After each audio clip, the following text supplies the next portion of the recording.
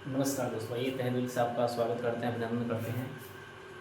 आज का session start करते हैं केमिस्ट्री 10वीं क्लास का। और ये आप बहुत ही इम्पोर्टेंट ये चैप्टर है जिसे आप आसानी से इस भावनाओं को समझ सकते हैं। तत्वों का वर्गीकरण पाठ का नाम है तत्वों का आवर्त वर्गीकरण। तत्वों का आवर्त वर्गीकरण, इसके बारे में हमें समझना है कि आखिरकार किस तरह से क्यों तत्वों का आखिरकार वर्गीकरण किया गया। तो इसके बारे में थोड़ा सा हम पर जान लेते हैं। तत्वों का वर्गीकरण करना इसलिए आवश्यक हो गया कि इसमें पढ़ना आसान हो, पढ़ाना आसान हो। पहले तत्व जहाँ तहाँ बिखरे पड़े थे, लेकिन कुछ वैज्ञानिक आए और उन्होंने अच्छा तरह से पिरो दिया, संजो दिया। तो कुछ वैज्ञानिकों का नाम इसमें हम बता देते हैं जो आपको जानना है। जैसे इसमें सबसे पहले हम लोग पढ़ेंगे त्रियक का नियम, एक वैज्ञानिक जो दिए थे जिनका नाम था डोब्रेनर नाम था। डोब्रेनर दिए थे त्रियक का नियम, इसमें 3 तत्व लिए थे और बोले थे यह कि ये जो दोनों तत्व हैं इनका द्रव्यमान अगर जोड़ेंगे तो इसके औसत के बराबर होगा, नहीं दोनों का औसत इसके बराबर होगा। दूसरा वैज्ञानिक आए थे, दूसरा वैज्ञानिक इसमें पढ़ना है अष्टक के नियम देने वाले जो थे हमारे न्यूलैंड्स दिए थे, न्यूलैंड्स थे।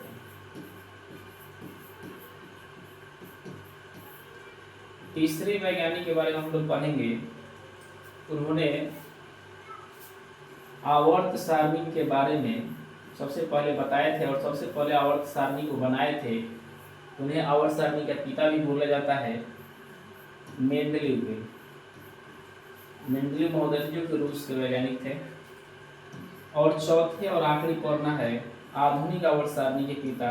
इन्होंने इस आवर्त सारणी जो दिए थे मेंडलीव, उस आवर्त सारणी को बहुत ढंग से बहुत अच्छे तरह से सजा दिए थे, तो उन्हें आधुनिक आवर्त सारणी का पिता बोला जाता है। आवर्त सारणी का पिता कहा जाता है। तो हमें इन पाठ में इनको बारे में समझना है। तो तत्वों का आवर्त का वर्गीकरण ये बहुत इंपॉर्टेंट है बच्चों कि कुल तत्वों की संख्या अभी वर्तमान समय में जो है 118 है। तो आज तक हमें 114 तत्वों की जानकारी हुई है। सन 1800 तक केवल 30 तत्व थे। याद रखिए, इंपॉर्टेंट है, यहाँ से प्रश्न पूछा जा सकता है कि 1800 ईस्वी तक कितने तत्व थे बच्चों? तो 30 तत्व थे, याद रखिएगा। उसके बाद बढ़ते चले गए और 63 तक गए, फिर उसके बाद बढ़ते बढ़ते अब वर्तमान समय में कुल 118 तत्वों का चर्चा है। हालांकि इससे ज़्यादा भी है, लेकिन आपको पूछा जाए कि कुल तत्वों की संख्या कितनी है तो याद रखना है 118 है, 118 है। जैसे जैसे विभिन्न तत्वों की खोज हो रही थी, वैज्ञानिक उन तत्वों के गुणधर्मों के बारे में अधिक से अधिक जानकारियां इकट्ठा करने में लगे हुए थे। तो व्यवस्थित करना बहुत कठिन लग रहा था, यानी कि इन तत्वों को, जो तत्व थे, इन तत्वों को एक जगह रख पाना बड़ा ही मुश्किल था। किस तरह से होगा कि ये तत्व व्यवस्थित किए जाए? तो हमारे आए वैज्ञानिक महोदय, जिनको हम आवर्त सारणी के बच्चों पिता बोलते हैं, उन्होंने ही तत्वों को बढ़िया तरह से सजा दिए थे। अव्यवस्थित को व्यवस्थित करना बहुत इंपॉर्टेंट चीज है। अव्यवस्थित को यानी जहां तहां ये रखा हुआ था और इस चीज को व्यवस्थित कर देना। अव्यवस्थित था, बेढंगा था, उसको व्यवस्थित कर दिया गया। वर्गीकरण का पहला प्रयास किया गया। पहला प्रयास में क्या किया गया? जहां तहां था उसको एक जगह का किया गया।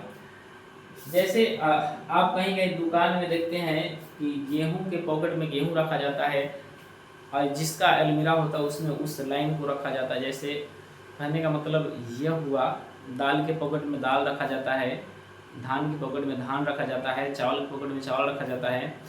उसी प्रकार से जो तत्व जिस गुण का है, गुणधर्म बोला जाता है, जिस गुण का है उसी के गुण में उसको ढाल दिया गया। तो यही गुणधर्म उसको बता रहा है। ठीक है, तो तत्वों के गुणधर्मों के आधार पर ये वर्गीकरण किया गया था। आखिरकार ये वर्गीकरण के बारे में देखिए, बोला गया है उनके गुणधर्मों के आधार पर वर्गीकृत करने का कई प्रयास किए गए, अव्यवस्थित को व्यवस्थित किया जा सके। इन करने के लिए प्रयास किया गया। सबसे पहले ज्ञात तत्वों को धातु एवं अधातु वर्गीकृत किया गया। सबसे पहले जितने भी तत्व थे जो मालूम थे उसको बोला गया इसमें से कौन धातु है कौन अधातु है, इसको पहले इकट्ठा किया जाए, धातु को अलग रखा जाए, अधातु को अलग रखा जाए। जैसे आप पढ़ते हैं तो देखिए कभी कभी शिक्षक लोग क्या करते हैं, कमजोर बच्चा को ज़्यादा समय देते हैं, थोड़ा जो अच्छे हैं पढ़ने में ठीक ठाक है उनको मैंने उस लायक दे दिया जाता है कि आप जाइए, उस पर समय उतना नहीं दिया जाता, उसको समझा दिया जाता है तो बच्चे समझ लेते हैं। लेकिन कमजोर बच्चों को देखिए कभी कभी शिक्षक ज़्यादा समय लगाते हैं बताने के लिए, वो हम उस चीज़ों को क्या करें समझ कर सके और वो भी बच्चे अपने ज्ञान को बढ़ा सके, इसलिए वो ऐसा किया करते हैं। ठीक है ना, समझ ही पा रहे होंगे आप लोग।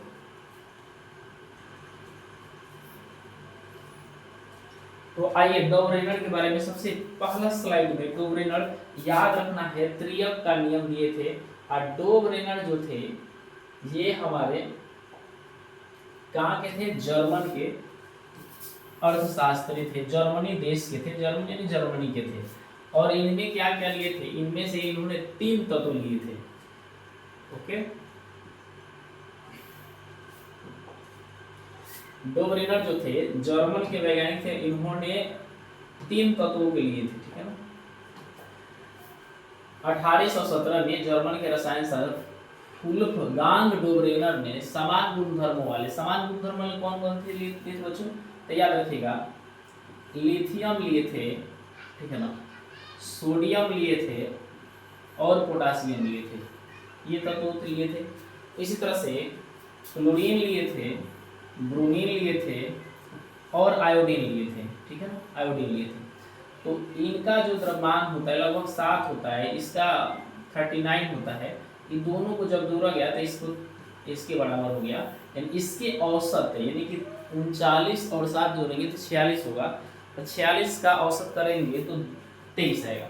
तो यहाँ पर इन तत्वों के लिए थे, ठीक है, लेकिन इन दोनों तत्वों का द्रव्यमान देखा गया तो ये ज़्यादा ही पड़ जा रहा था।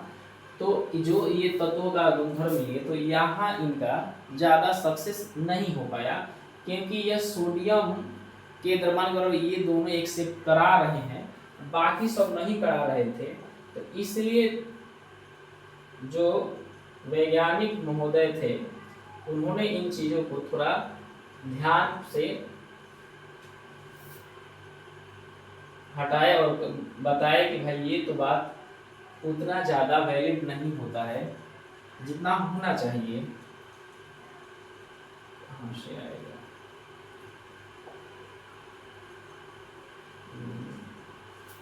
थोड़ा रखा जाए सेटिंग। यहाँ देख सकते हैं बच्चों, उदाहरण के लिए लिथियम लिए, ठीक है ना, लिथियम है, लिथियम लिए, सोडियम लिए और पोटासियम। लिथियम का द्रव्यमान अप्रॉक्स 7 माना गया है, इसे 23 तो हुई है, 39 है, दोनों को जोड़ने के बाद 46 आ रहा है। तो बता रहे लिथियम और पोटेशियम के परमाणु द्रव्यमानों का औसत क्या है। लिथियम का है 7 और पोटेशियम का है 39। इसका अगर औसत निकालेंगे बच्चों तो 46 के में 2 से डिवाइड करेंगे तो 23 आएगा। ठीक है, प्रश्न ये पूछा है कि लिथियम और पोटेशियम का परमाणु द्रव्यमान का औसत क्या है। सोडियम के परमाणु द्रव्यमान से इसकी तुलना कैसे की जा सकती है, तो हम कहेंगे सोडियम का परमाणु द्रव्यमान और दोनों तत्वों का औसत के बराबर आ रहा है। इसमें सारणी के आधार पर एक दर्शाया गया है, 3 तत्वों को लिया गया है, तो इस सारणी आपके सामने यहाँ पे पड़ा है। तो देखिए सारणी के आधार पर अगर समझना चाहें तो हम लोग ये चीज़ को देख सकते हैं कि जो यहाँ पर दिया हुआ है क्लोरीन, ब्रोमीन और आयोडीन, मैंने अभी एक लिखे हुए थे। क्लोरीन का कितना है तो 35.5 क्लोरीन का है, आयोडीन का 127 मान लीजिए, तो 127, ठीक है ना, और इसमें 35.5 जोड़ते हैं। देखिए क्या इसके औसत के बराबर आता है या नहीं, इन दोनों का औसत इसके बराबर आता है कि नहीं। 5 हो गया, 7 5 12 हो गया, 3 2 5 1 6 हो गया और 1 हुआ। इसमें 2 से डिवाइड बच्चों करेंगे तो ये हो रहा है 2 8 16, 2 एकम 2, 2 दूना 4, 2 5, यानी 81.525 आ रहा है। तो देखिए इसका जो औसत है 81 आ रहा है और इसका 79 80 मान सकते हैं, तो इसका 80 औसत आ रहा है ब्रोमीन का। तो क्या ये दोनों औसत आपस में बराबर है? तो कहेंगे नहीं। तो इस जो त्रियक का नियम है उतना सक्सेसफुल नहीं रहा। इसमें अपने ही बताया गया है, देखिएगा यहाँ पे कहाँ तक जा रहा है।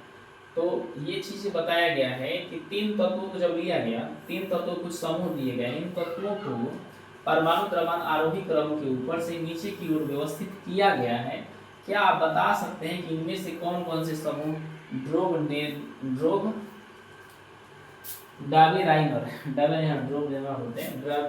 डाबेराइनर के त्रिक नियम को बताता है। तो यहाँ देखिए क्या इसके नियम को ये सेटिस्फाइड कर रहा है। यहाँ है नाइट्रोजन, फास्फोरस, आर्सेनिक, इन दोनों को दोस्तों जोड़ेंगे तो क्या इसके नियम को पालन करेगा?